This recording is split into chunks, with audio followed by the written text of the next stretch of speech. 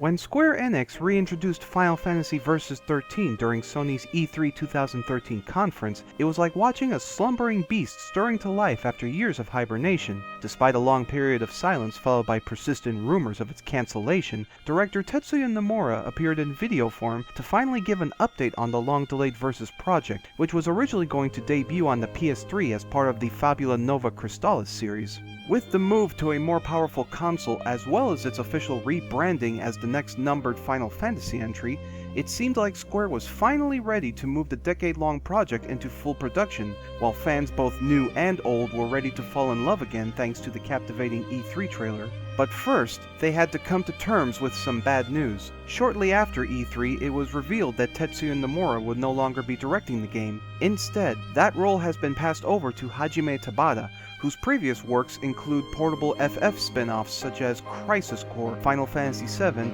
and Final Fantasy Type 0, the latter which finally made its way to the West as an HD re-release on the PS4. While it was still disappointing that Nomura would no longer be in charge of his long-delayed passion project, Tabata did encourage fans that he would remain as close as possible to Nomura's original vision for the game. He also revealed that his team would be taking a more hands-on approach with the community by showing off the game at trade events such as TGS and PAX, while also releasing a series of online video updates known as the Active Time Report. This decision was no doubt inspired by Final Fantasy XIV producer Naoki Yoshida, whose constant interaction with the community played a significant role in winning back the trust of fans who were disappointed by the poor state of the original game.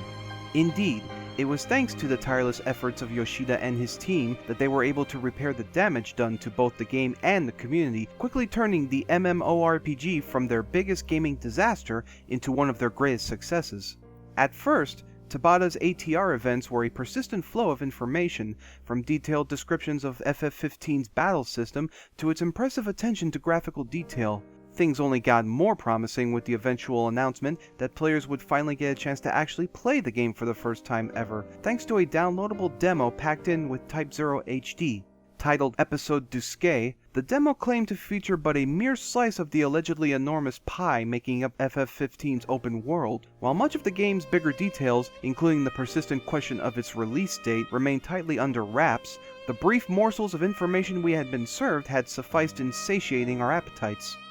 For a while. Lately, it feels like the spring of updates have quickly dried up for FF15.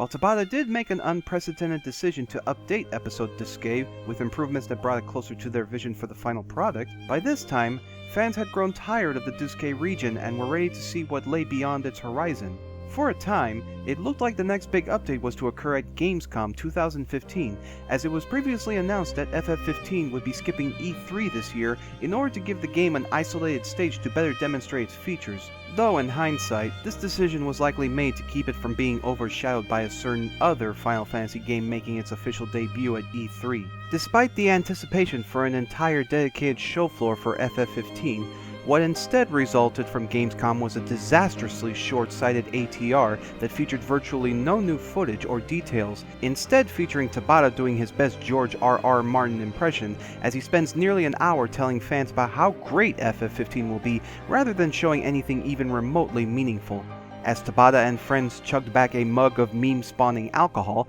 the disappointment from fans everywhere washed over the internet, to the point that Tabata finally relented by revealing that the game was planned for a 2016 release in a following report. While it was nice to finally receive confirmation that the game would be coming out this decade, the past few months of mismanaged public events have only made the ongoing criticisms of FF15's marketing more apparent. Looking back, it feels like Tabata has spent more time defending criticized decisions, including the reported lack of playable female characters, as well as the controversial design for Cindy, than he has in sharing more details for us to look forward to. In fact, recent statements have continued to reveal just how radically different FF15's premise has changed from its original Versus 13 concept. Most notably, main heroine Stella, who was marketed years ago as having equal importance to the story alongside main hero Noctis, no longer exists in the game's current form, instead having been replaced by an original new heroine named Luna, whom Tabata insists is a far more well-rounded heroine than the character we never got to see. While it is true that we did not receive many details about Stella, the brief snippets of footage that was publicly available did show a promising lead heroine with a striking design and a confident demeanor, bringing her closer to famous Final Fantasy swordswomen like Lightning and Celis. In contrast,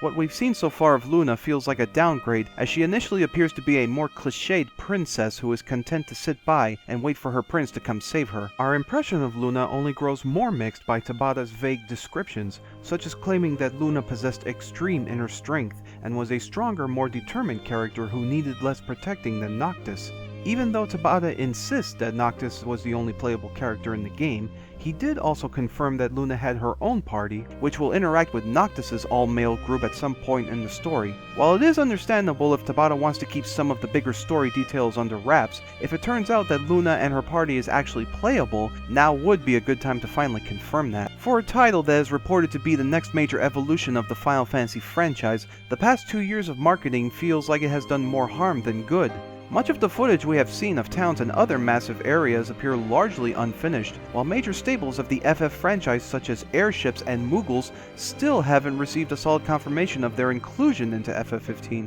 Worse yet, we still haven't seen the final battle system, which is said to include aerial combos and magic, or even the main villain. Once again, we only have Tabata's word that everything is proceeding according to schedule, and that the game's gameplay and graphics will be polished at the very last stages of development. Tabata also confirmed that March of next year will feature a major event that will unveil the game's final release date as well as several planned promotions. Despite all of this negativity, Square has earned some leeway due to their recent efforts. The odds are still favorable that Final Fantasy XV could end up a wonderful experience in the end, but after nearly a decade of development, as well as the fact that it will be following in the footsteps of critically acclaimed open-world RPGs such as The Witcher 3, Tabata and his team have so far failed to convince us that their title will be able to measure up by comparison. And with the recent announcement of a much more anticipated FF entry finally entering production, the pressure is stronger than ever for Tabata to convince fans that Final Fantasy XV is still worth paying attention to after all these years.